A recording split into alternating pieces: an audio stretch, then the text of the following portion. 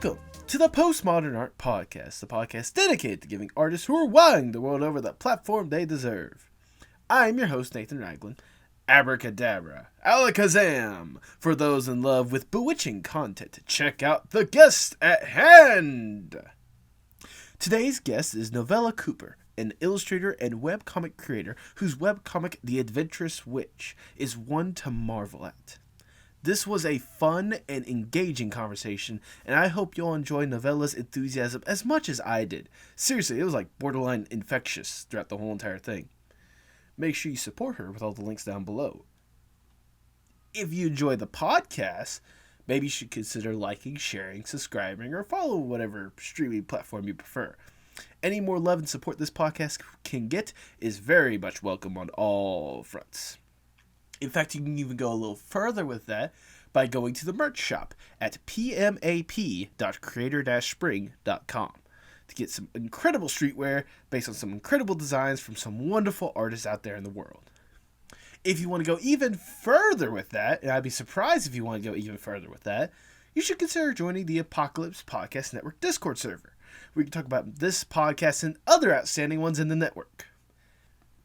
In fact, let's hear about another extraordinary podcast on the Apocalypse Podcast Network.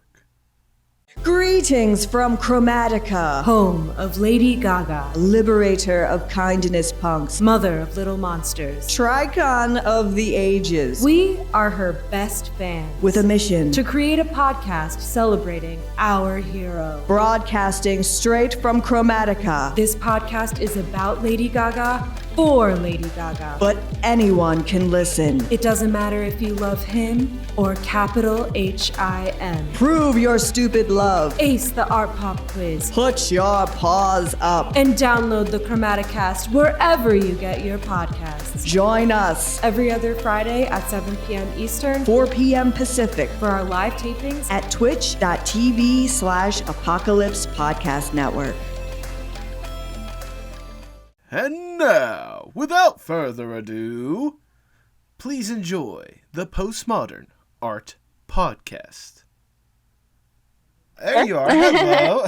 Yes. Hi, how are you? I'm doing wonderful. How about yourself?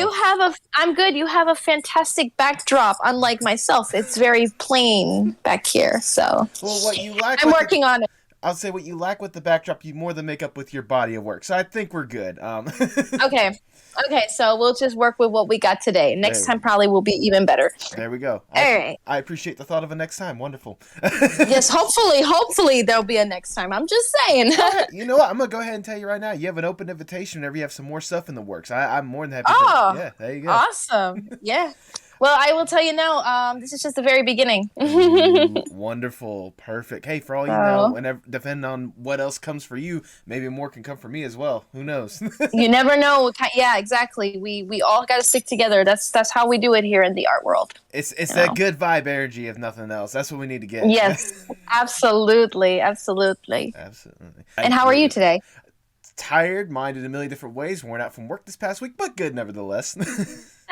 That's good. I mean, we gotta work. We are workers at the end of the day, so. Sad but true. I just wish that this was the job instead of my actual job being my job, you know? A lot of us do, but, you know. There's only so much we can control. Yep, that's so true. We live in a life where sometimes life doesn't want us to do what we want to do, but we keep pushing for it. That's the thing. We have to keep pushing for it. Exactamundo. I apologize if you hear any dogs barking in the background. We have like 6 dogs. Oh, you as well? Okay. I have one too, so you might hear him soon. There might be a chance my dad might be in the background walking back here. So if anything, I'll just be like, hey. No, I'm just kidding. I'll just go ahead and be like, look at this beautiful magazine. No, I'm just kidding. My parents have promised to be quiet for an hour, depending how long we need. If we need 2 hours, we got it.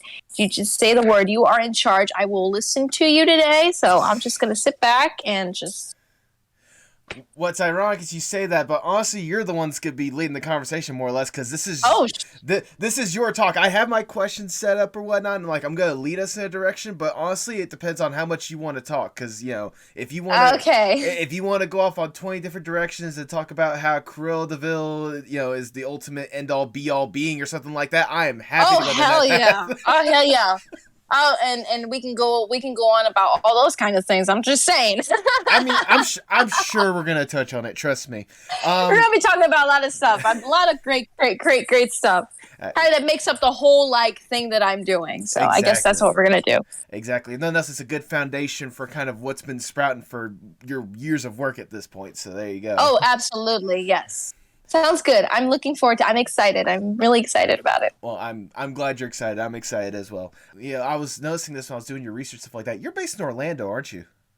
I am. I'm in Orlando, Florida. My mom actually lives around Orlando in Popka, if you know where that is. So Popka is 45 minutes from me where I live right here. Yeah. I live East Orlando. I live near the University of Central Florida, which is where I'm going. Actually, I'm going back to school in spring there. So nice. That is, yes. I visited that campus once for a comedy show or something like that. So yeah, I'm aware of the general locations and that kind of stuff. Obviously, I've been to Disney World, but that's not all that's in Orlando, Yeah. It's like New York. There's more to it than just the skyscraper buildings and stuff like that. Yeah. Well, I mean, at least with New York, you get the stereotypicals you got the skyscrapers, you got Broadway, you have the boardwalk and all that kind of stuff. Meanwhile, Orlando's where's Disney World? Where's absolutely yeah. Just fun fact: Disney World is actually 50 minutes from me, so it's a drive. So I was gonna say, even from where my mom lives or whatnot, it's still a good drive just to get there anyway. So yeah, absolutely. But anyways, also I just want to ask this real quickly. I want to just go ahead and ask this so I don't butcher it accidentally. Your first name, is it pronounced Novella or Novella?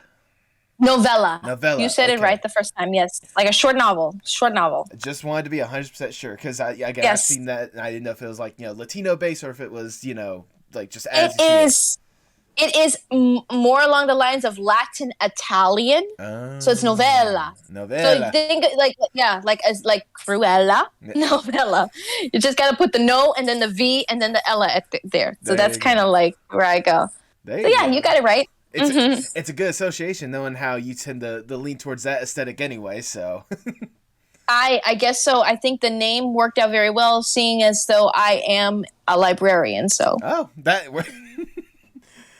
I don't know if that is just coincidence or ironic, but either way. It's a prophecy, I think. My parents have a prophecy for me, so, I mean, it's... Well, prophecy is being fulfilled. I'm hoping it goes with the novella, the way of being a writer, not stuck being a librarian. No offense, I imagine. No. Actually, I tell you right now, I have the best. Right now, I love my job. We're not our library where we work. It's not really like a library where we're quiet and you're shh and stuff like that. We make events for kids. We do art stuff. We are artists. We are. We're a bunch of nerds. We are nerds, and we do writing. We do a lot of things. But because of COVID, we had to really limit a lot of things. So we had to do a lot of virtual programs and stuff like that. But I had the pleasure of doing a lot of virtual programs with kids that involved a lot of art, creativity, storytelling. So that really has opened me up to other things I found out I'm good at. Okay. Versus also, I mean, not to say I love what I do artistically, but there's also the good benefit of also knowing you're good at teaching, presenting, and doing other things. So, and I've always loved education. I've always been drawn to education and creativity. So I'm seeing myself falling under this umbrella where everything's kind of one. Okay. And at the library, I kind of can do all of that in once right now. So that's good. That makes sense. I mean, that's incredible to hear about more than anything else. I mean, even, with all the limitations that could have happened with COVID, you're still able to find a way to enjoy it with all sorts of different aspects of it to help, I guess, creatively further influence you than you already had before. I mean, that's incredible at the end of the day. I'm very fortunate. Yeah. I will say that for what happened, I'm very fortunate because I know a lot of people who struggled and to this day are still going through a lot. Oh, yeah. So I cannot complain. Was it annoying and is it still going? Yes, but I'm moving up the ladder slow. Good. Slow. Good. So. I mean, progress is still progress at the end of the day. So. Absolutely. Absolutely. All right, Novella, before we really get going, I must ask the icebreaker question of the podcast, if I will. All right. Let's say you are given the opportunity to go to a deserted island on your own accord. It's just you there, you get to relax and just zone out, but you get to bring one piece of media or one piece of art with you to make sure you don't go completely insane on the island. What would be the one piece you bring with you? Definitely my iPad. That's for sure. My iPad Pro with my little pencil, so I can constantly make more content as much as possible. Don't know if I'm going to be I don't know if I'm going to be posting anything because I don't know if there's Wi-Fi, but I just need to know I have to keep creating. You said I could bring like a piece of art too. One piece of art or one piece of media, but I imagine piece of media. I'm taking the iPad because I can put my art on there too, so everything is there. There you go. Works out perfectly. I gotta keep it like that. I don't blame you. I imagine you probably got like a lot that you've developed that you just want the opportunity to just get out there, and hey, that time on the island will definitely give you plenty of time to do it. Definitely. But that's it. Your iPad with your pencil or whatnot. That's your answer. You're locking that in. That is locked answer. Sealed, ready. Then if that's the case, I can't think of a better way to start the Postmodern Art Podcast. Welcome, everyone. I'm your host, Nathan Ragland. Feel free to subscribe or follow whatever streaming platform you prefer. I'm a part of the Apocalypse Podcast Network. Go to apocalypsepodcastnetwork.com for more about this podcast and other outstanding ones in the network. And follow us on Twitter and Instagram at PostmodArtPod for future updates and guest announcements, including today's guest. She is a webcomic artist, character designer, and writer with an outstanding webcomic in The Adventurous Witch, an admirer of vintage and horror. Welcome to the podcast, Novella Cooper! Hello, everyone. How are you doing on this wonderful day? I am fantastic. I'm still having Halloween withdrawals, so I'm still trying to register it, but I'm good. Spooky's a all year thing for me. So exactly, that certainly should never go away. But before we really divulge into the spooky category, I want to go back just a little bit to potentially the origin of the spooky. At the very least, I want to know the origin of Novella Cooper. What got you interested in art and webcomic and such in the first place? Well, okay, so we'll start with art first. Art basically started off when I was super young. I was probably a toddler. I just always liked drawing. Like I just always loved just putting my hand to a pencil or a pen and just like scribbling and drawing. And it wasn't until I actually went to school, and I went to school at a very, I went to school later on in life than most kids would. So one of my first elective classes was, of course, art. And that's when I really discovered I had talent, because the teachers would always brag about like, wow, she's good. She knows how, she understands the concept of drawing something. And I guess that all comes back again to because my father has a little bit of drawing skills. And I remember being a kid sometimes, and he would draw little things, or I would tell him, hey, can you draw this for me? And he would draw it for me, and I would draw it with him to kind of like go in touch with it. And in between all that is when I slowly started to discover I was an artist. Okay. And I think after going into first grade, when I went to a more serious art class, and I was in this art class where all the kids were not taking art seriously. I was the only one there who was like dedicated. I listened to the teacher, and the teacher would literally like use me as like the poster child for what he was talking about. Okay. He would just pick up my stuff and would just be like, this is what I'm talking about, guys. This is exactly what I'm talking about, because I would never destroy the pastels or the crayons or anything. I would just take it and just be like, I would just follow the rules. I was always kind of a goody two-shoes in school, because I appreciated school, even though sometimes I was like, ugh, school. I mean, school. Nevertheless, it's incredible to hear just kind of like how much of a love and more importantly, a respect you had for art, like at that young of age. Like you illustrated yourself. It's very rare to find that, and it's very rare to find that these days in general. I mean, goodness. I have academic background in art. I mean, as time went on, like I said, my education was not that perfect in my life. There was gaps and hiccups, but I've always wanted to go to a proper art school. That's what I always wanted to do. And the older I got, the more I begged and pleaded my parents, especially my mom, to put me in an art school. But art schools, of course, they're very expensive. And I don't come from a family that could just like put me in raw Ringling or Cal Arts or something like, oh, we're going to just throw you right in there. I kind of had to work with what was around me. Mm-hmm. So I can say my first actual art school was the old-fashioned art instructional school, which I think the creator of Charlie Brown, Charles Schultz, I guess his name is. He actually went to that school, but the thing is with this school is you don't go there. They mail you material and you draw the material and then you give it back to them and they grade you. So that was kind of where I actually started getting into art school stuff. Eventually, I went to college and I started taking art electives. And my goal ultimately at the very end was to probably get into animation, 2D animation. However, there were a couple of things that I was kind of like, I don't know if this is going to work.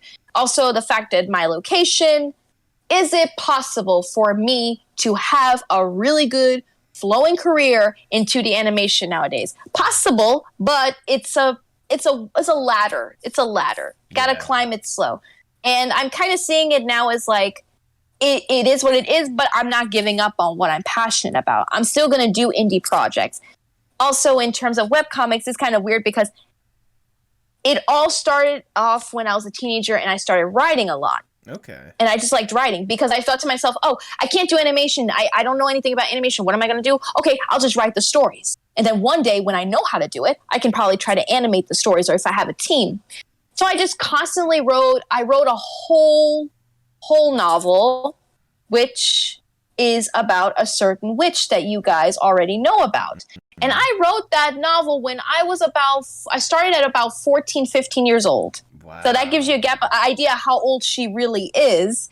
And when I went to college and everything, I moved away from it. I didn't want to go back.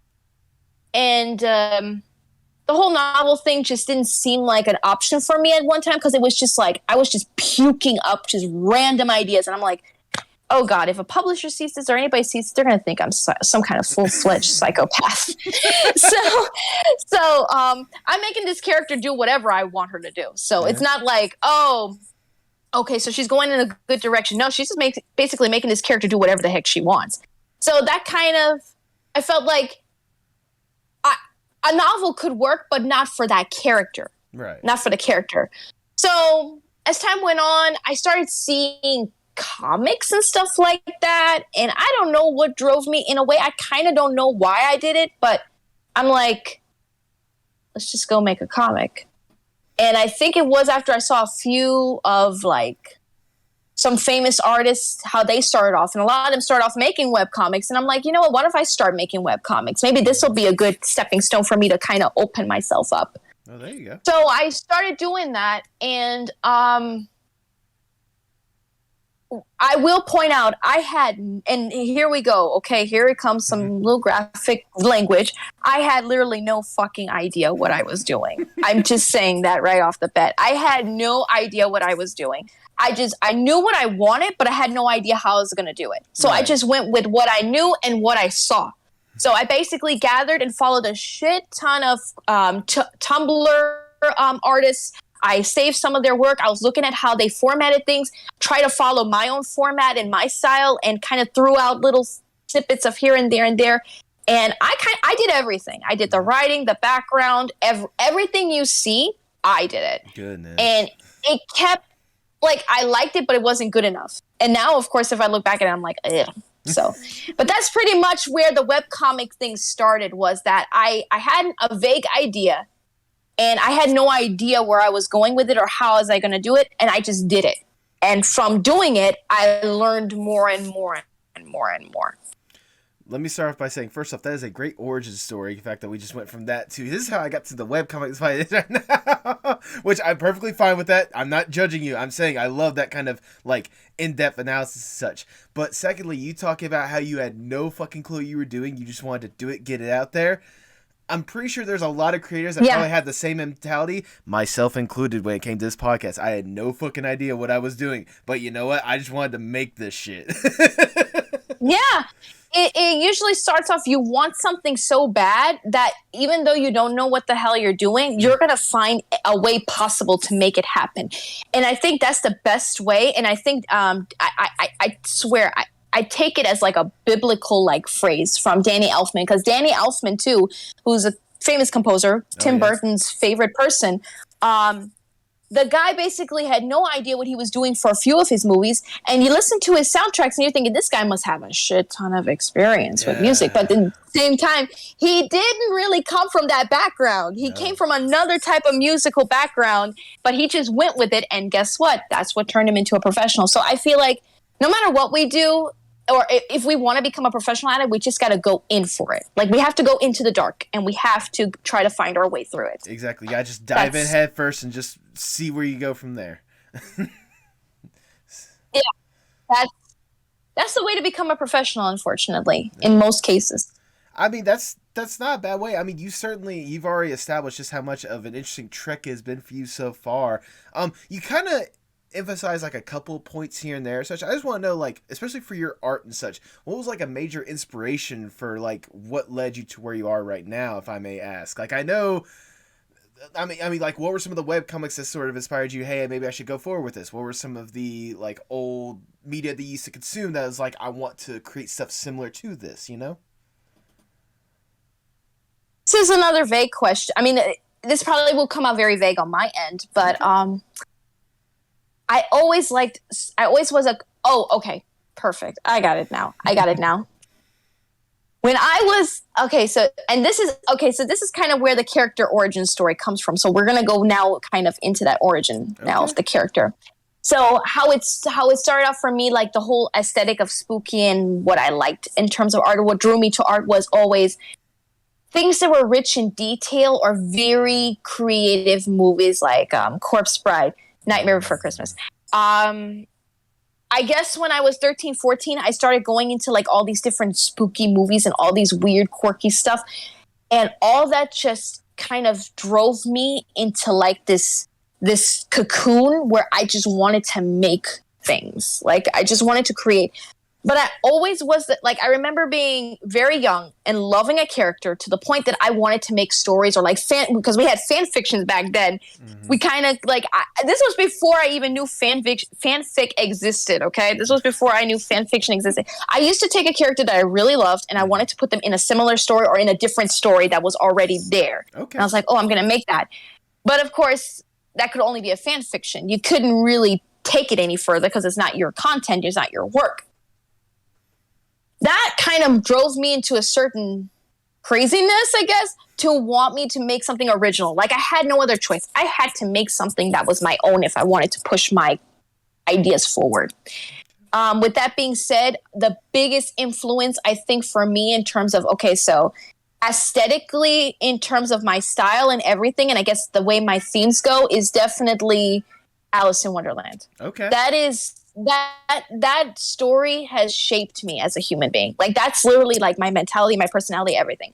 I saw that movie when I was super young, 1951. But then as I got older, I got into the books. I got into the different versions. So I got to see the dark versions. I got to see the more colorful versions. I got to see the more retro, modern. I saw most of them. I am the ultimate nerd when it comes to Alice stuff. So that kind of has influence over my work all the time, because that's my thing. Also, I love Halloween since I was a baby. Mm-hmm. I was 1 year old. I could barely walk, and my mom threw me in a pumpkin outfit and said, "We're taking her out." And I went out. And after that, after that, it was never the same. I loved Halloween. I've been obsessed with Halloween. Anything that had a Halloween atmosphere, I was drawn to it.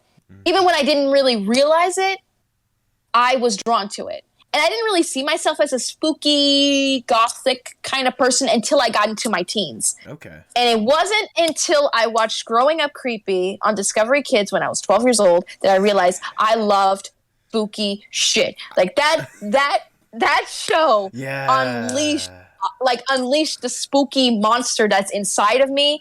And that show drove me to a lot of things, and actually is the primal motivation and inspiration to my main character that I know we're going to talk about later. But that's how that's how it kind of happened. I mean, if I may say, like, I honestly had forgotten about the show until you mentioned it, but thinking back on it, like, it was such a unique show, especially at the time. Because there was nothing like it on the TV, especially, like, Discovery Kids, which, what was it? The other one was, like, what? Kenny the Shark? King I loved Kenny the Shark. Yeah. But, like, the looks of those were more like the traditional, like, Saturday morning cartoon at the time. Meanwhile, you have Grown Up Creepy, which is right up your alley. It was, granted the animation personally was not the best, but the story and the whole theme about it I personally think is excellent. I think it is amazing. I just wish they had a better animation team for it. Right. Like, I wish if they could have, like, Kelsey Chupo, that would have been an amazing show. Chef's kiss. Exactly. Beautiful show. I was gonna say, if nothing else, like the character design that they had for that show they made it as unique as they could for a Discovery Kids show. Oh yeah, and of course they had their limitations, I'm sure, because they couldn't make it too spooky, but it was just perfect. Like, it was just that show. I don't like insects. But that show made me like some insects. I was like, oh man, I want to go on insects. I wanted to cosplay her.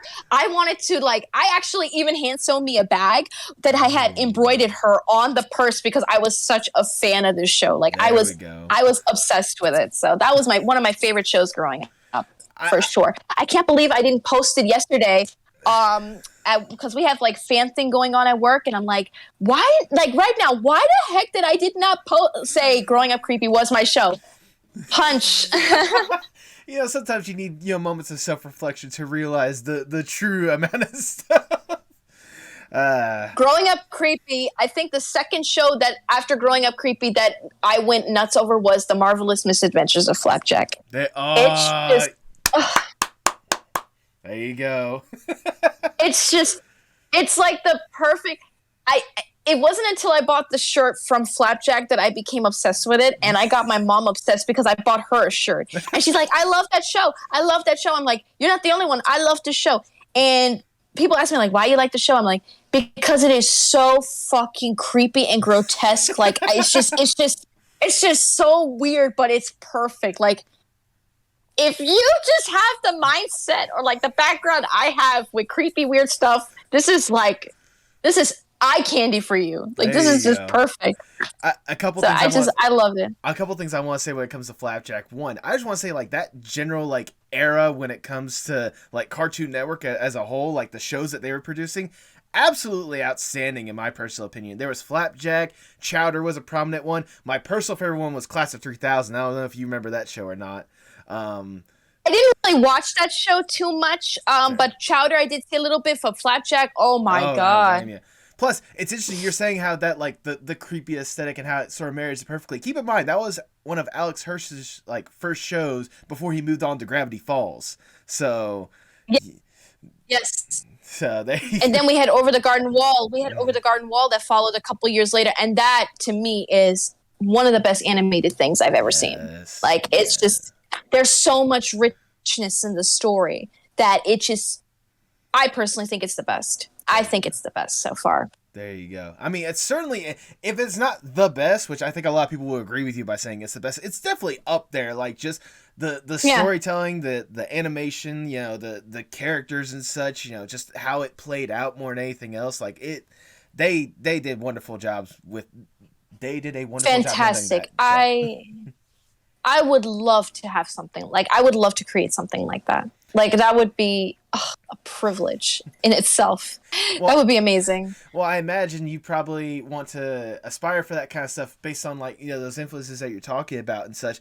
I imagine for you, like, well, I'll just ask this. What is it about these kind of, like, horror aesthetic or the creepy aesthetic that just, like, creatively just, like, gets you going? Like, what is it that you think, like, gravitates you towards that kind of stuff?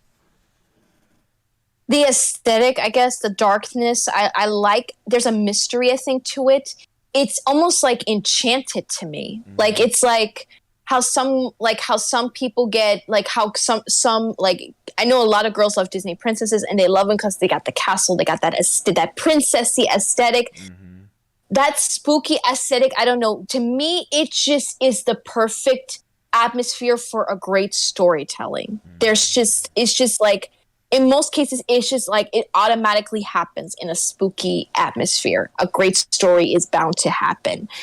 And I love the feeling of like uncertainty, but at the same time, there is somewhat a pleasantness that comes with it. It overall, and then the aesthetic. Basically, because I'm very visual, so I will go with what looks visually pleasing. Mm-hmm. Also, at the same time, I do like whimsical stuff. So I like to kind of put in whimsical and darkness together and make this thing which is light and dark kind of thing. So I like a little bit of both, but I can do more dark than light sometimes, or I can do more light than dark, but it just depends on the mood of the story, the setting. But back to what we were saying, it has to do with, I feel like there's an enchanted atmosphere in spooky things, and just kind of like a wholesome, warm feeling I get when I watch these things or when I like these things. And I guess a little bit of nostalgia, I guess. Well, I imagine, and I like that. I was going to say, I imagine like the aesthetic and the nostalgia is probably what helps you lean towards vintage as well as something that you admire for your aesthetic as well. Like, what is that? Am I right in assuming that? Vintage style. It's funny how I came about that. Because when I was a teen, I was emo goth. I had this emo goth thing going on. I guess we all were emo at one point in time. Like millennials, we were all like, we had an emo moment. Either we still are emo, but we don't dress too much emo, but we're still emo somewhere. But the older I got, I started liking more the way I didn't want to dress like everyone else. I always loved, and this is going back to the Halloween, my passion for Halloween. The number one thing I loved about Halloween, everything was dressing up. I loved being able to dress up in anything I wanted. And when I was a kid, I loved being something I was not, or that I could not be every day. Mm-hmm. I had like almost like an addiction to that. So my mom would always go to Party City and buy me one costume after another until I had a whole dresser drawer full of costumes. And I didn't even wear regular clothes. I just wore, like, my favorite was my Angelica costume. I had an Angelica costume. I used to dress up like Angelica to the grocery store everywhere. There you go. I had a Cinderella dress. I had a Belle dress. I had almost every character costume of the 90s. And I had it in a dresser drawer. And I wore one a day. And I even had Pink Ranger from the Power Rangers. I even was a Power Ranger. And it got to the point where Halloween was an issue. It's like, pick something out and let's go out. And I picked one. I never forget. I picked Dream of Jeannie, and I put the Dream of Jeannie on, and I ran outside and we went trick-or-treating, and it was fun. So that was always my thing. I always wanted to also become the characters that I admired, or like, I just liked feeling like I could be part of the story. That's what I like too. So the whole dressing up thing is just that whole concept and passion is what drove me, I guess, into more different style. Because like I said before, I never wanted to dress like everyone else. Right. What they wear now, I don't find it to be my taste. Or what I try to do now is I try to find something that looks old-fashioned, and I try to morph it into a modern look that doesn't look too outlandish or costumey. But then again, it all depends where I'm going, who's there, and then like usually every day, like I'm at home now, so I'm wearing my spooky shirt and my leggings. That's just it. There you go. If I'm at work, I'll probably wear something that looks a little more old-fashioned-y, but not too out there. Just that I'm comfortable, that I can get my stuff done. If I go to a convention or something, then I start looking more like, I guess you can say, real me. That's inside, but just not lazy. So. The passion for costumes has really drove me to going into the vintage style. And I just also another thing, because I love horror, but I also love period dramas. My favorite one was Marie Antoinette in 2006 or 2005 with what's her name? Kirsten Dunst, I guess, or Durst, I guess. I forgot. I don't think. Yeah, that's my favorite period. That's one of my favorite movies ever. That movie changed me too. So that I had that movie. I had all these cartoons going. Like all that started like morphing me now into like who I am now. So that was all of that. So I love period dramas. So I'm the kind of person I'll say, you like horror creepy? No? Okay. Oh, so you like Pride and Prejudice? Okay, so let's go with that. There you go. There you go. I know you definitely kept that I guess the aesthetic and like the dressing up and like really embodying the characters like well into like nowadays. I know recently you've been posting on like your Instagram one of my personal favorite like cosplays of Cruella de Vil that I've ever seen. Like I absolutely love it whenever you dressed up as her. Thank you. So like I had too much fun. I had way too much fun as her. Look, I'm kind of happy I wasn't too drunk that night on Halloween, because if I did, I would have, oh God, I probably would have hotwired everybody's car. I would have been like, I would really like, everybody would be like, girl, you're being too much like her right now. I'd be like, shut up. It was fun. I love it. I want to dress up like her again, and I'm waiting for next year to do cons again. Hopefully, baby steps forward, because I miss the cons. Oh, I can only imagine just kind of the experience of going furthermore with like the dressing up that you were talking about, plus like, you know, with a lot of cons, there's especially a good bit of them that are like art-based cons or whatnot, obviously like a comic con or something like that. So like having an opportunity for you to be there around all these different people that basically love the same thing, and especially you just like going full Monty with whatever character you're given, like I can imagine absolutely that's just like the dream for you. That, and then I really do hope to do Artist Alley at my local cons. Like I really want to do Artist Alley there, but of course that's an investment. So I'm hoping that when time comes, I can start saving up for that, because I feel like that will be really the stepping stone I need to go more forward in my indie projects and stuff. Well, I'm glad you mentioned your indie projects, because I definitely want to talk about one of the more prominent ones that we've been sort of tiptoeing around the entire time, and that is The Adventurous Witch. You kind of illustrated it beforehand, but like starting with like basically writing a novel and just regurgitating whatever is out there. Is that more or less like the origin of it? Like what exactly inspired the character in the first place? Growing up creepy. Oh, there you go. So I wrote a fan fiction. Okay, I'm gonna tell you right now the absolute like how all of this happened and why we are here today with Irene. Go for it. I loved Growing Up Creepy. Mm-hmm. I loved it so much, and then we had Twilight. We had all this crazy romantic stuff going on. I wanted to write a fan fiction that was kind of like Growing Up Creepy, and then oh my God, we had Sweeney Todd. I loved the music, so I wanted to create like this romantic, older version of creepy kind of fan fiction, whatever, like kind of a fairy tale-ish kind of fanfic I wanted to make with her. But of course, I was so obsessed with it. I'm like, girl, this story is too good. That's what I kept saying to myself. Like the story was really rich in detail. It was really good. And I thought to myself, well, you know, this could actually be a good story, but that's not your character. None of this is your character. I had to make something else. Now, I did make some original characters in that fan fiction. So with that being said, I'm like, you need to make your own character. And I'm like, oh, and this is when I got a little scared. So I just went up one day and I grabbed a piece of paper, whatever, whatnot, and I just started doodling. And I created this really horrid looking emo girl. Like super emo, had the scene haircut, like scene. Like yes. the old-fashioned side cut, like shaggy hair. She had like a collar, all kinds of stuff, big eyes. She had a beauty mark for, like she had like a little mole, which is Irene's mole that you see that she has. Mm-hmm. And I didn't know what to name her. We had Creepy, but I had her like Irene. But for some reason, Irene, that just... the way I spelled it, it would have been pronounced completely different. So my mom kept saying Irene all the time. She's like, oh, you get Irene. I'm like, Mom, it's Irene. She's like, oh, okay. Irene's pretty. And I'm like, Mom, it's Irene. E. Not with an I, it's with an E.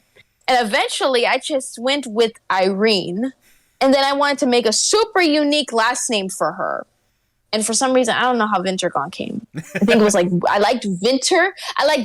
For some reason. That sounded like, I think, Norwegian or something, Vinter. And then Gone, I was like, okay, well, I'm going to take two words. I'm just going to make that her last name. So that's what I did, because I wanted that she came out of a fantasy world, not a real world. Mm-hmm. So their last names are a little bit outlandish or weird. Mm-hmm. So that's what I did. Also, she's human. There's nothing special about her. So I was like, well, there has to be something about her that makes her unique, especially if she's outlandish. Yeah. I went with this concept of creating this little magical creature. So she wasn't really human in a way. She was kind of like a humanoid, kind of like, you know how some movies or like fandoms, they look human, but they're not technically human, kind of like vampire or something. Right. So she was she was always a creature who had magic. Like she always had magic. Like magic came around there. At one point, I think there came the concept of her being a witch, but I thought, everybody's doing a witch right now. You've got Sabrina, you got this and this and this and that. I'm like, it's too common. I wanted her to be something different. Time went by, and I wrote that novel. I wrote the novel, but it wasn't called The Adventurous Witch. It was called Irene Wintergone and the da-da-da-da, which started to sound like a Harry Potter book. Yeah. Okay? Yeah. But it was Irene Wintergone and da-da-da-da, or Irene and da-da-da-da. It wasn't at all where we are today. It was completely different. So I can tell. I kept writing, and as time went on, I had life kind of shift me around. I went to college, and life started changing. I started, I was 3-4 years later, I kind of erased everything and stuff like that. Not erased it, but I kind of pushed everything to the side. I'm like, I'm not going to bother with it right now. I'm too busy with school and stuff like that. Every now and then I went back and I started going back to the manuscript, and I kind of rewrote everything, changed everything. So what I had completely was changed. So it was still fairy tale-ish, but it wasn't as typical Disney fairy tale-ish like it was in the beginning. Right. Closer to now, I didn't really do anything with her. Like, she was just, at that point, I kind of left her in the dark. I kind of pushed her away. I'm like, okay, well, I'm doing other art stuff now, whatever. And then there was a horror movie called The Witch that came out. Mm-hmm. And that movie kind of just shocked my creative bone. Mm-hmm. And I was like, where is she? Literally, where is she? And I'm like, I want to make something with witches now. I want to. This movie just drove me off the walls. So I was like, where is she? I had not much files or drawings of reference to go off. So I'm like, all right, we're going to start from the very beginning. And I started drawing her again. And sure enough, she looked more like herself, the way she looks now. She did look but she still had a lot of design work to do. Right. And I had trouble understanding her, the character in terms of physicality. What is the shape of her eyes going to look like? How is she going to look like this? How was I going to channel this person? How was I going to draw this person that I just made up in my brain on paper? Mm-hmm. So with going into art school and doing all these things, and then eventually I just got repetitive with my digital art and stuff. I started drawing more stuff from her and everything, and I started watching a shit ton of witchy movies, from Suspiria to Practical Magic, Witches of Eastwick, every witch thing that you can imagine. I got involved in it because I was so obsessed with making this character come back. Mm-hmm. Then the question was, how was I going to bring this character back? Because I didn't want her to just be a drawing. So I was like, okay, well, we can go back to the novel. And then, sure enough, I was in a relationship at the time, and I showed my ex my writing and everything.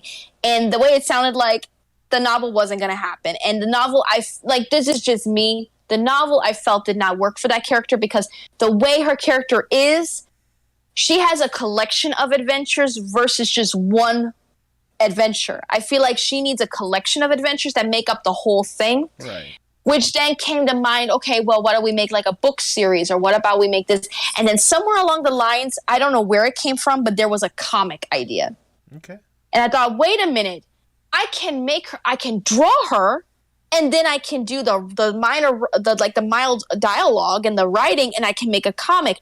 That would work out because I can draw and do all these things. So that's where it kind of started coming to grips. Now, what were we going to name it was the question. I noticed, like, I was looking at comic titles and everything. Mm-hmm. And I wanted something simple that wasn't too long. And I think my very first title was The Misadventures of Irene Wintergone, or The Many Weird Adventures of Irene Wintergone. Right. That still was too long for a comic, because if you look at comics and stuff, they have one word as their title, or something. But I still wanted something unique, right? And I just thought of, well, I want to make it clear that she's a witch. Like, I wanted to give that off in the first title, so anybody who loves magic and stuff, they can just kind of spawn right into it. Mm-hmm. And then I thought of the movie The Witch and everything, and I thought to myself, the rebellious witch, the misfit witch, the adventurous witch, and I was like, that's it. That's it. That's it. And I was gonna go with, like, the misfit witch or whatever, because she is a misfit, but I was like, adventurous witch is more because I didn't want her to be a typical witch that just make potions and fly her broom and stuff. I wanted that she had something different about her that kind of separates her from other witch characters that you see in the media. And I'm thinking, what if she's an explorer? Like, what if she's an adventurer? Like an Indiana Jones kind of character, but with magic involved. Like, she uses that to her ability. And I'm like, that is it. I like, and she's female. She's a refresher, I feel, for female, like, protagonists, because for some reason I feel like we went through a princess phase where every character was a princess. Like, they were a princess. I'm like, we need another character that is not a princess, that could potentially become a princess. We don't know, but that had something different about her, but also that was refreshing. And I thought, what about a witch that happens to be a fearsome explorer, or like some kind of, like, a teenager who's self-proclaimed herself as an explorer. Right. She's a witch. She kind of has to deal with magic and all this stuff, but at the same time, she's just yearning to find out what there is. Like she wants more to life than just doing the typical witchy stuff. Right. She wants to go on adventures. She wants to get involved in dangerous shit. Okay, so she wants some danger in her life. So I kind of rolled with that concept, and that's kind of where we are. Like, I'm rolling with the concept of her being the adventurous witch, so she always has an adventure for herself. But I feel like she's kind of it's more situational. But we're still kind of I'm still figuring out where we're going all the way with the story. Right. It's like I'm kind of driving in a fog right now with this story, but I like where I'm going so far. I mean, if nothing else, I will say, in fact, we've only had the first real chapter of Irene's adventures, more or less. It's a good start, if nothing else, and it's certainly, like, I had a chance to sit down and actually read what was out there with Irene's adventures. Mm-hmm. I absolutely love it. The character is incredible, and the characters, I should say, not just Irene, but, like, the side characters, wonderful and unique. The art style, I cannot get enough of. Like, whatever art style you've been building up for years, it's really on showcase with that.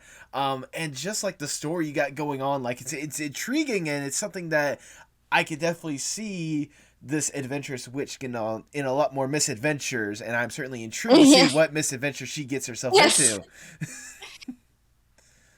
I feel like we're gonna. I mean, my whole idea with the webcomic is, I kind of want her to start somewhere, but where she's going to end up is way different from where we saw her now. Because if you look at a lot of the TV shows and stories that we're doing with, like, protagonists and stuff, like, one I will definitely point out, because it was one of my favorite cartoons and everything, is Star versus the Forces of Evil. There you go. Season one, way different from where we were in season 4. My own personal opinions about season 4, but I will say, from where we started off, way different from where we ended, which is kind of what I want for her in a way. Like, I want her to start here, and of course I know the first chapter, or like the first episode or whatever, is not the greatest in any way for most characters, and I was kind of expecting it to be better, but I'm like, girl, this is your first episode, your first chapter, you're just gonna have to deal with what you got. Don't confuse the people. Don't try to puke up everything in one chapter. Just do one at a time, because I as a writer and artist, I want to feed you all that I have, but I'm like, I can't overfeed you because you'll overindulge. Yeah. So I'm gonna give you like little bits of this and this and that. And I feel like right now I'm currently working on chapter 2, and chapter 2 is a major introduction of who she is, and in a way, like, we're learning more about why she is the way she is in a way, and why, like, we're gonna meet her family now. Like, we're gonna meet her sisters. She has 4 sisters. Okay. We're gonna meet her mother. Her mother is important, to say the least. her mother is the drive to why she wants to become an explorer and wants to kind of like push away from the magic life. Okay. Because it's pretty formal and very how to say it. It's kind of like, it's very prim and proper. How do I say it? Like very prim and proper, like kind of a religious school. Okay. Like, if you go to a religious school, you have to follow certain dress code. You have to follow certain rules. You must practice good behavior, or else you are doomed to a life of hell, kind of. That's kind of with magic.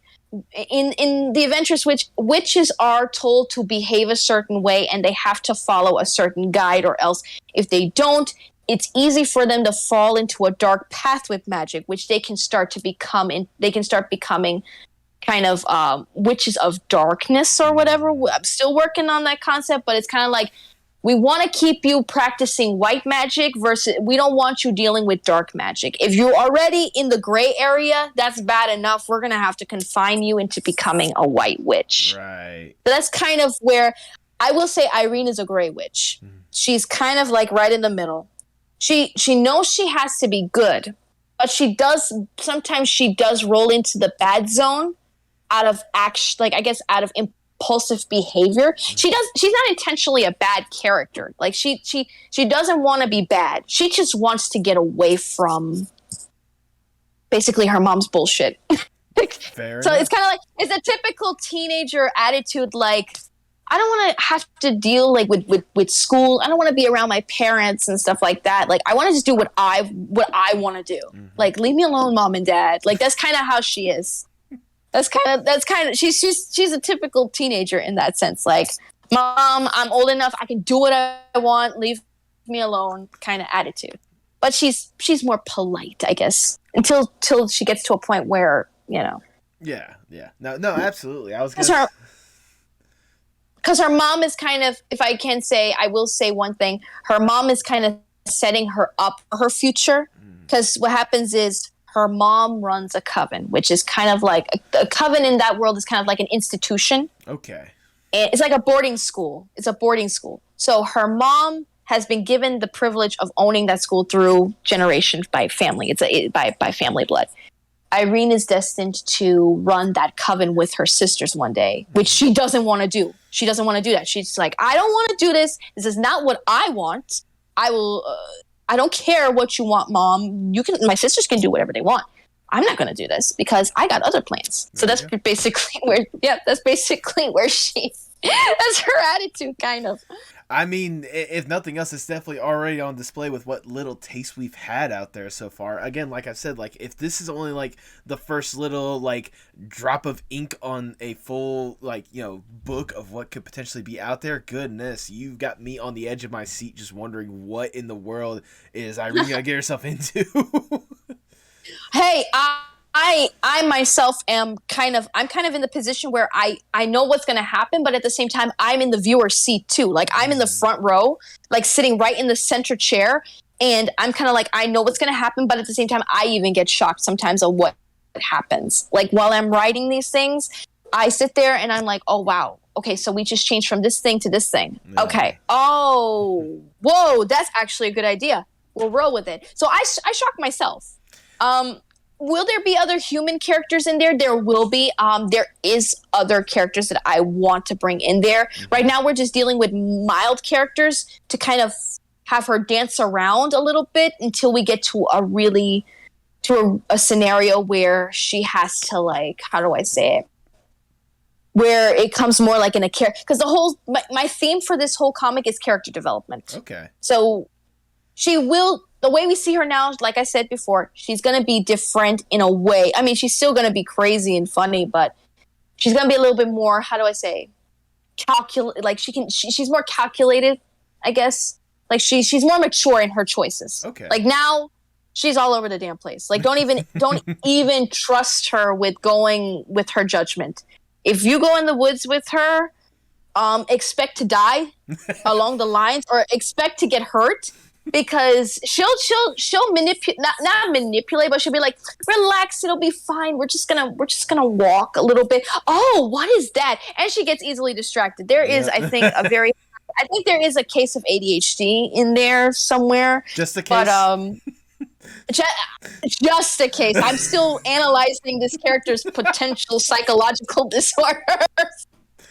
But she definitely gets distracted, and it's kind of like I'm in the works of doing something funny just to let all the fans know, like, okay, there's a sign that says danger. Guess who's walking right to it? Her. And all the characters are like. And of course, when she gets into situations, especially with danger, her natural best response is by inserting puns, because that's the way she kind of deals with danger. Yes. She has to insert a pun, and everybody's like, really? Like you have to do this right now when we're in a life-threatening situation? It spices things up, unfortunately, to her.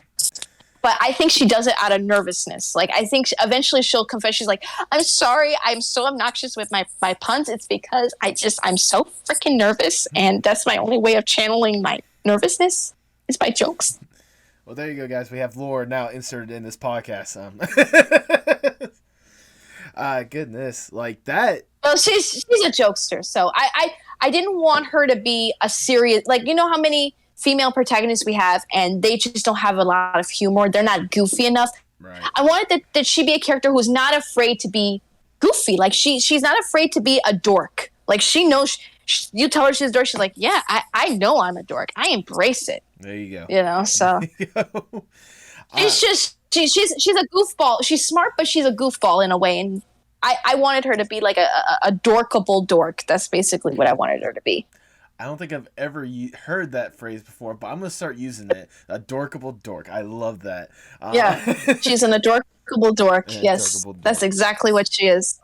But I mean, nevertheless, like I think what also helps with what you're doing with this comic is the fact that it's a comic. Like, if this was a novel, like you probably intend it to be, like, Lord knows how many times you would have to, like, tweak and mess with something before you actually, like, push out something. Yeah. Meanwhile, the webcomic, like, you can, like, do little bits here and there and such, and then, like, maybe something you might have had planned, you could tweak it a little bit, like, having a little more fun and having a bit of creativity to, like, maybe it's not what everyone's expecting, but you know what? This is where it leads us. Let's see where it goes. Yeah. I love that, and like I said, there's so many ways. She's a character I know can go in so many different directions. Mm-hmm. That's why I feel like this is the best direction she can go to, and also because I'm seriously hoping to eventually turn her into an animated series. Hey. Like, that's my ultimate goal, and I can even see her in a video game. Like, I can even see this being like a video game where you can do spells and stuff like that. Yeah. And of course, there would be a comedy about it, but it also can be really dark. Because I wanted to juggle around with a little horror, but I wanted to say like fantasy. I didn't want to generalize it as horror because I didn't want everybody saying, "Oh, it's horror, it's going to scare the kids." Like, no, there is some. I will say, like, being in a catacombs filled with dead people that look like that, like, there looks kind of comical, but if we were to do it like a live action thing, that would be creepy as hell. Yeah, no joke. And when they come to life, it was actually going to be even more comical, that chapter. That actually, fun fact, it was actually going to be a musical number. What was going to happen was not a musical number, but she was going to hex them. Like, she was going to hex them to paralyze them, but they all would start dancing, and she would accidentally eventually like hex herself, and she would start dancing with them, and then that would spin into like, oh, I need an antidote or something. Like, I need something to stop dancing. But that would have made the chapter, I think, too long. Right. And it would have spun into another scenario. So we may go to that direction later on. We'll see. But there will be some dancing later on somewhere. There will be some dancing. So. I just, as great as that would have been for like a good first chapter, I think we need to save that for the animated series, because seeing everyone dance like that in an animated form would make it like just absolutely golden. we got like a catacombs full with dead people. She's trying to hex him, and all of a sudden it's starting to sound like a thriller mixed Beetlejuice dinner scene kind of environment, and she's just like, like that. It would be awesome. You just the instant like the spell gets messed, like she does the spell. Next thing you know, in the background, you just hear, no. Yeah. Or I kid you not, suavemente. There we go. What was the other one? It was on TikTok. It was that song, da da da da da. It was like bongola. It's kind of like one of those funny dance music. Right. I was like, that's perfect. Or what was the one so funny? Oh my god, I forgot his name. Everybody calls him like the Power Ranger, like the Power Ranger, whatever. It's so funny because he has all these different colors. It's the song goes like this. Do do do da da da do do do do do do do do da da da. Yes, I know. I thought about that one. Yes, I was thinking about that. Like, hello. I was like, dude, I was like, that is it. Like that would be perfect. That is perfect. Look, companies out there, if you're not interested in investing and seeing that in animated form, you guys are missing out right there. Come on, producers, we need you. Or just give me the money. I let me tell you something. I can make it work. Okay, I'll get the people. I'll get the people somehow. I mean, come on, guys. I'm not gonna lie. I think Webtoon Canvas is eyeballing me. So depending how much content I got and everything, because they did post last month on their actual page, I think they're keeping an eye on me, because if I make more content or whatnot, there might be a chance that it might get greenlit to an OG series. Ooh. If that's the case, I will have to make the discussions. I have to talk about it and see if I'm going to devote this into an original series on Webtoon, which means I'm sure enough it'll be exclusive or whatever. But I would then get I would definitely get, it will be another job, but perfect. So I'll just have to dance around the schedule, because of course I'm going back to school and stuff like that, and I have another job. But I tell you right now, if she can give me a big break, I'm sorry, everything else. Love that. That's my baby. Right, that's my child. That's my child. So that's my girl. I tell you something, she has kept me sane for a lot of reasons. Even right now with what's going on in my life, she has helped me, like, I can escape and I can do all this. So, yeah. I mean, I can only imagine. I can only imagine, because like I said, with how much you've just had invested in art in general, let alone this character, like, if the canvassing does become true, and at this point, these are just, a thought, more or less. Nothing is actually set in stone or anything. Yeah, nothing's set in stone. Nothing set in stone. I do have a backup plan of making a website for her and comics and stuff like that. And as I said, Artist Alley, that's where I really want to promote her. Like, I want to make physical copies of the book, and I want to sell the comics there. I want to cosplay her. There you go. I want to dress up like her. And I was going to try to get as many people involved as possible, because I want to do like an actual photo shoot, where we're all like in the woods and doing different characters. And if anybody wants to be some dead people, come on. I'm going to get those dead people in there. So I'll tell you what, you keep me in the loop. If it's like in the summer or something like that, I'll see what I can do, because again, my mom lives in Florida. I can come down and dress up. I'm down for that opportunity. Hey, you're more than welcome to join us, because my group, we did dress up like witches many years ago, and we did an art show, because I was featuring art at the museum. Yeah. And they were like, "Well, we're gonna call you guys." I'm like, "We're the Coven of Weirdos." And they're like, "Yes." They're like, "Oh my gosh!" And I'm like, "Yeah, we're the Coven of Weirdos. This is my other witchy friend. She's blind. She can't see, but she can tell you your future and when you're gonna die." Me, go. I'm kind of the one, like, I know what I'm the leader here. I got the wand and everything, and we got our warlock here, wise man, da da da. And it worked out really good. And everybody's like, "Look, it's the Coven of Weirdos." And we're like, "Yeah." There you go. I do want to say, I'm glad you brought up the museum thing, because that was something I was going to bring up, because I believe you're probably only the second guest I may have had on this podcast to have had their stuff featured in a museum, both the Orlando Museum of Art and City Arts Factory. What were those opportunities like for you? They were good. I think they were great stepping stones to going there. I personally, it was good to start off. I learned a lot, networking there and stuff like that. I've met some great people. The only thing I find it to be an issue is that it depends on what you're trying to deliver in terms of an artist. I see myself more as a multimedia artist and more like, I feel like I will get more out of conventions than I do in a fine art gallery, unless like I was super famous, like I was super popular that everybody knew me. Then yes, a fancy art gallery, yes. But at this point, I really want to invest in more multimedia art, and I want to go into conventions. Like Artist Alley is what I want to do. Right. That's really what I want to do. But it was a good experience. I cannot complain. You know, as an artist, you learn as you go. And I did meet some great people through that, and I loved it. I really did enjoy it. Yeah, I'm glad you at least had the opportunity. And honestly, seeing kind of your stuff and what you've had a hand in, like multimedia makes perfect sense, considering the fact that on top of doing all the illustrations, the desire for animation, you also, correct me if I'm wrong, sculpt, sew, and paint on top of all the other things. Like you just divulge yourself into as much art as possible, don't you? Yeah, I'm just a creative person. I tell people being an artist to me is not just that the ability, you can draw. It's a mentality. It's a person. And I'm an artist. That is what I am. That's just the person I have become. Yeah. I can do a lot of things, but I am, at the end of the day, I am an artist. That's what I am. Well, as an artist, let me ask you this. I mean, obviously you've divulged yourself so much into it already. What in your mind is the end goal for you, both as an artist, but also with this venture, The Adventurous Witch? Television series. Television series? A 2D animated series, or to be able, and this would be surreal, to actually partner with Leica Studios to do a stop motion animated feature of her. There you go.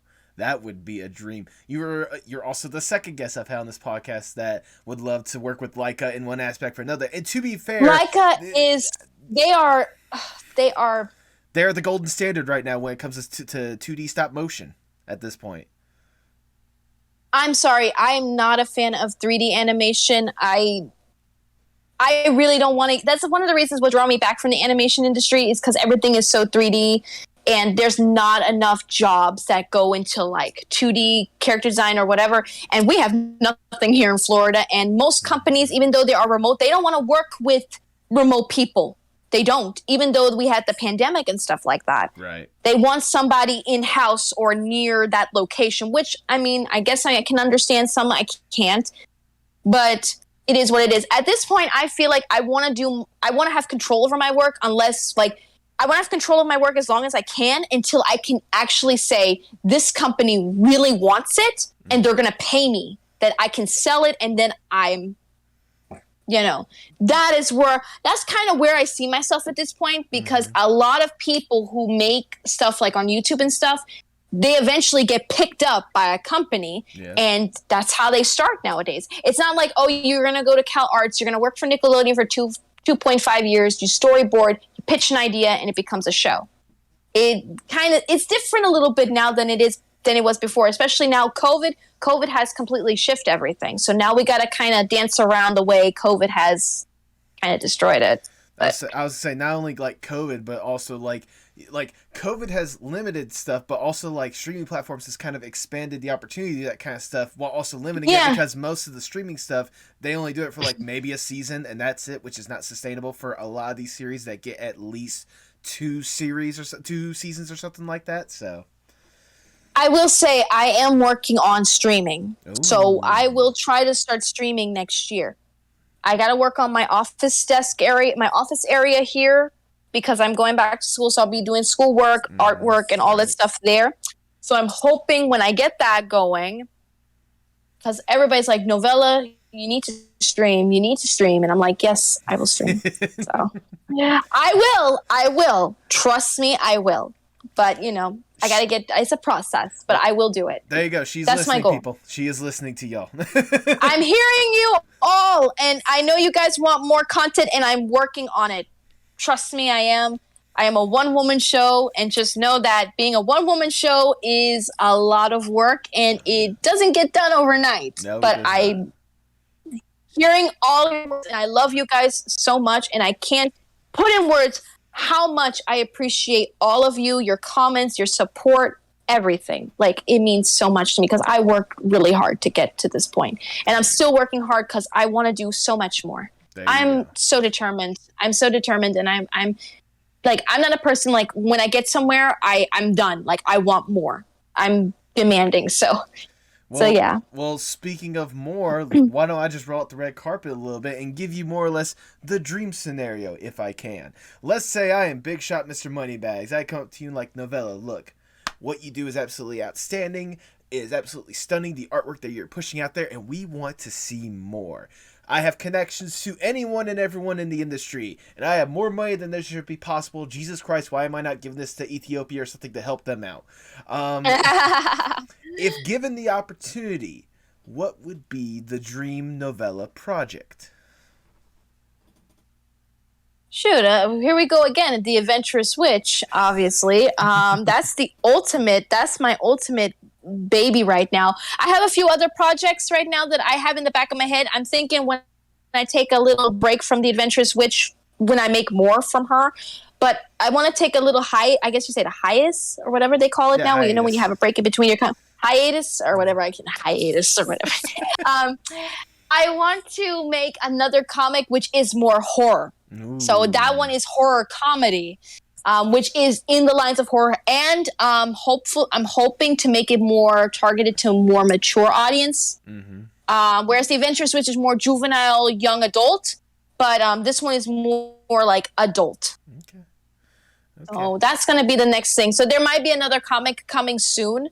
Once I kind of put more of the Adventurous Witch out there, and then once I feel like I can take a little bit of a break from that for maybe a year or so, going to be working on the next material. There you go. But nevertheless, like, the dream scenario would be to make the Adventurous Witch and go as far with it as possible. Exactly, yeah. That, and then we'll see what else turns out happening for me. I mean, I love costumes and dressing up. I would love to maybe I would love to make it as profitable as possible, that we have clothesline, stuff like that. Have less, like, I'm the vintage pinup community who loves the vintage clothes. Like, let's make some witchy stuff based off it, or my style or anything. Because I love, besides comics, I love fashion. I love costumes. Mm-hmm. So, I mean, come on, let's do something. There's a lot I want to do. Basically, what I want to brand myself is what I want to do. I want to become a brand. So that's what I'm kind of doing. I'm kind of branding myself, telling everybody, hey, this is me. This is all I do. Yeah. So, yeah. Well, there you go. There we go. Yep, there you go. But sadly, we have to come down from the dream scenario a little bit. We have to get back to reality, and I'll ask the ever so generic question. Where do you hope to see yourself 5 to 10 years from now? Wow, shit. Definitely. I would love to have a steady career. Right now, it looks like I will be in education. I might be teaching, which I have no problem with. Art education is fun. I love doing events with kids, so that's fun. We'll see what that happens. But I would like to actually make profit off my webcomics. Like, I would like to try to make it another job, or like I would like to make profit off my work. Okay. No, that's hoping. That's hoping. That's at least a good start. As we wind the interview down, I just have one last question that I want to ask. Obviously, you're like deeply entrenched when it comes to art in so many different aspects. How important is art, not just for you, but for the world as a whole? A lot, because I'm a visual person. Art it's just like, it's almost like a religion to me. Like it's like a practice. It's something that I do for my soul. It helps me it helps me to express myself in ways I can't express myself any other way. So I feel as humans, it's important to our overall development. Yeah. Like it helps us to become smarter. And that's the problem I have with schools and why I kind of want to be an art instructor. Like a part of me wants to be an art teacher because I want to bring back the arts in school and show everyone the value of it because it's so important to our development as human beings. There we go. Creativity.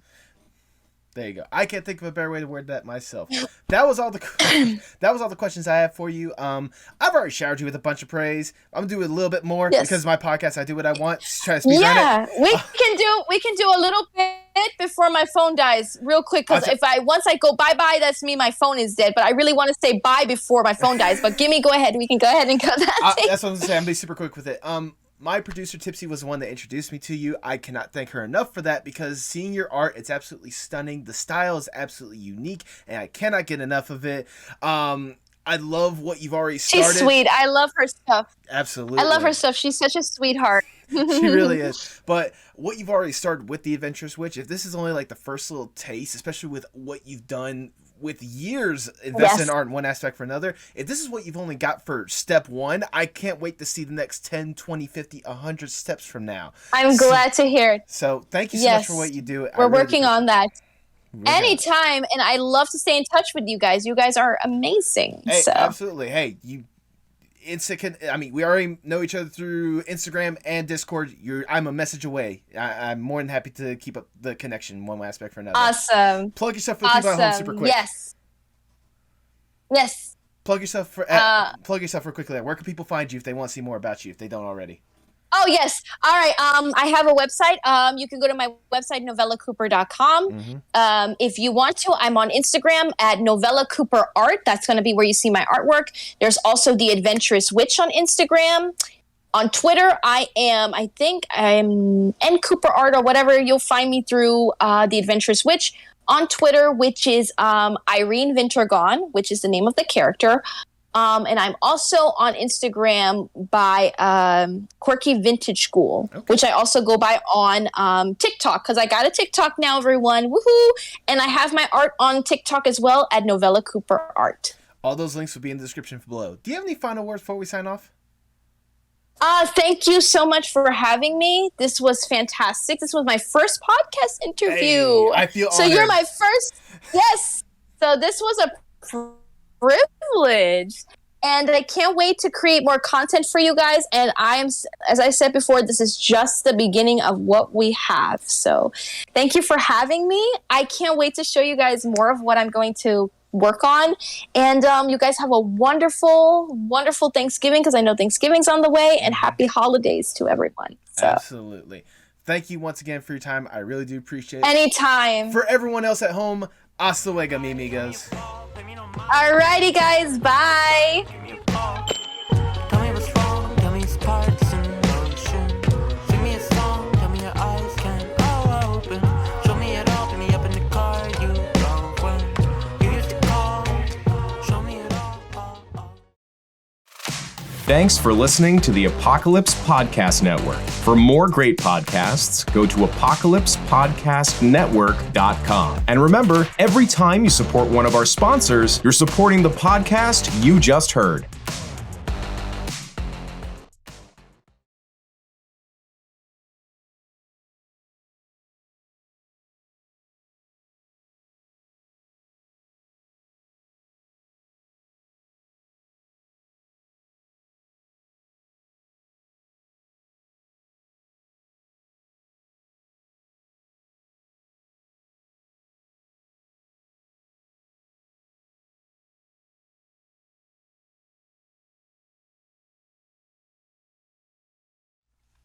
Hope you guys are doing well today. Enjoying another wonderful episode of the Postmodern Art Podcast. Or if this is your first episode, welcome. Thank you for listening all the way to the end. I really do appreciate it. I've been thinking a lot about this journey that I've been going on so far. And the incredible people I've had to meet, the incredible people that I got to talk to. And it's just been a unique experience. Like, I know I say it a lot, But it really is like the fact that I'm getting to talk to the people that I do, the fact that I know some of the people that I know, getting to appear on stuff that never would have even thought I had the opportunity to, and hopefully getting the opportunities I can to help further that growth. I said this a little publicly on Twitter, but I recently had an ad opportunity fall through. Nothing against the other company. It's one of those, they had their parameters, they had what they were looking for, and sadly my audience did not fall in those parameters. And you know what? That was fine. They were the ones that seeked me out, so I can't be mad. But I just want an opportunity. I just want an opportunity to let people know, hey, you can trust me with some stuff, and I can promise you guys something in return, Like, to be sponsored, quote unquote, isn't like my end all be all. I didn't make this podcast to make money. But if I can make money off of this podcast, I can devote more into the podcast and more into like the art and such. Like, if I could, I would love to be able to hire people on to help improve the project. Hire people on to help other people with their projects, create like an art division to create like animations and online art based on the content that I push out. It's a thought, it's a fantasy, but I would love to be able to do that if I had more of an opportunity to get paid for that kind of stuff. But that's a pipe dream at this point. At this point, all I'm focused on is making sure I have wonderful conversations with wonderful people about their incredible artwork. And I think I've done that a lot to this point. I think I've done a good job with it. I hope you guys would at least agree with me. I'd love to see who else would be interested to be on the podcast. If you guys know of anyone that you think would be wonderful on the podcast, let me know. Get me in contact with them. I'd love to hear about it. I'd love to know who wants to sit down and talk about themselves for at least an hour or an hour and a half. Because, it's fun. It's fun. Speaking of fun, I am actually intrigued for you guys to hear about next week's episode. I'll go ahead and give you a heads up. Next week's episode will not be on a Thursday because for America, that's Thanksgiving. And I feel like people shouldn't have to worry about, eating Thanksgiving and then listening to a podcast. That's not how you're supposed to spend Thanksgiving. You spend Thanksgiving to enjoy the family that you're around and enjoy the company and be thankful for the year that has been. Be thankful that you've made it this far. That's why I'm not going to release an episode on Thanksgiving. I'll probably release it the day after, on that Friday. But let me tell you, it's quite possibly one of the biggest episodes that I have done. And I've done some big episodes in my opinion. So I hope you guys subscribe. Ring that little bell thing or whatnot if you're listening to this on YouTube. Or if you're listening to this on Spotify or Apple Podcasts, make sure you subscribe or follow whatever they personally use so you can be updated on when new episodes come out. Because if you love this episode, you're going to love some of the other episodes, whether it's guests I've had in the past or the guests I'm going to bring on. You guys keeping up your love and support helps this podcast grow more than you would ever believe.